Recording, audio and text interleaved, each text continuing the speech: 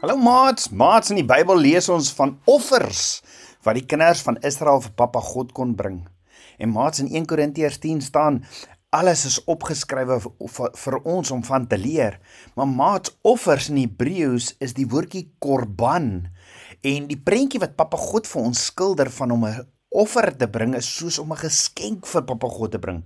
Ja, maar Vader nooi ons om vir hom 5 verskillende geskenke te kan bring. En niemand word verplig nie. Jy kan, as jy wil, as jy dankbaar voel vir dit wat Papa God vir jou gedoen het, dan kan jy vir hom 'n geskenk bring. En hoe awesome is dit nie? Eerstens kan ons hom nader met 'n brandoffer. Nou maats, 'n brandoffer in Hebreëus is die woordjie korban olah. Dit is 'n toewydingsoffer. Dis om op te staan in totale onderdanigheid aan Abba Vader. Net te sê, Abba, wat ook al U vir my sê, dit sal ek so doen. Dis 'n prentjie van totale oorgawe aan sy wil en sy weë en om vrywilliglik iets te doen vir hom. Om te sê, maar Papa God, soos Yeshua in die tuin van Getsemane vir Abba Vader gesê het, nogtans nie my wil nie, maar net U wil. Dis om die drempel van toewyding oor te steek en in Abba Vader te nader. Dit was 'n liefdesgeskenk as bewys van hoe ernstig ek is en toegewyd ek was aan 'n oorgelewerde lewe vir Papa God. En dit simboliseer die oorgee van jouself, jou gees, jou liggaam en jou siel aan Abba Vader. Dis om te sê, Abba, ek gee myself vir U. En dis die liefdesgeskenk wat hy ons nooi om vir hom te bring. Dis om waarlik sy kind te wees, om te sê, maar ek wil U kind wees, ek wil doen wat U sê. En maats, hoekom nie daardie geskenk, ons eie lewe so vir hom te gee, en te sê, ek wil U kind wees, ek wil U dien met alles in my.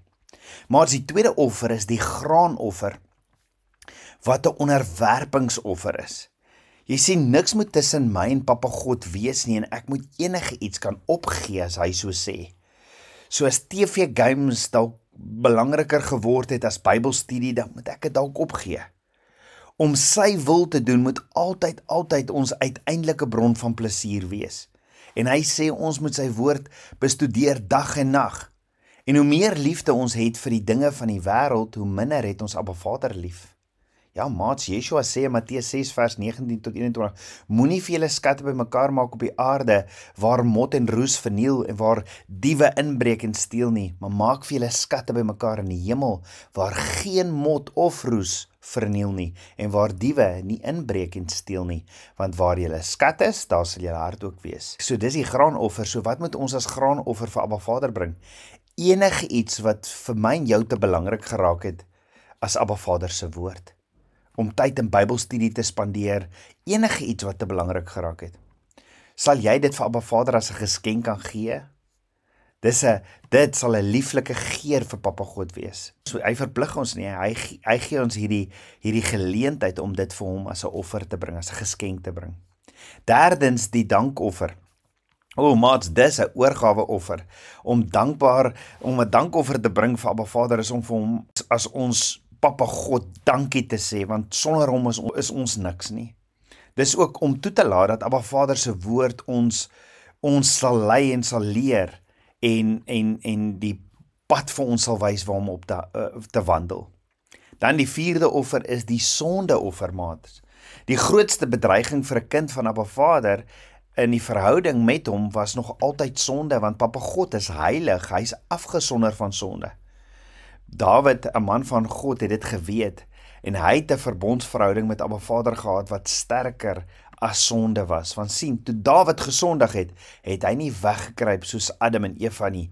Nee, hy het ook nie sy verhouding verby beskou nie. Nee, wat David gedoen het is, David het Abba Vader genader en hierdie geskenk vir Abba gebring.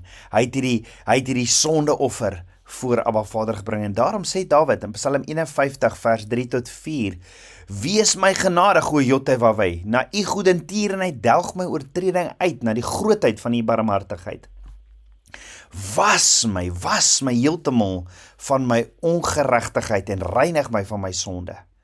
David het nooit geskroom om sy sondes vir Vader te sê, vergewe my asseblief my sondes, ek wil nie sondig nie. En Abba Vader wil ook hê, ek en jy moet hom so nader.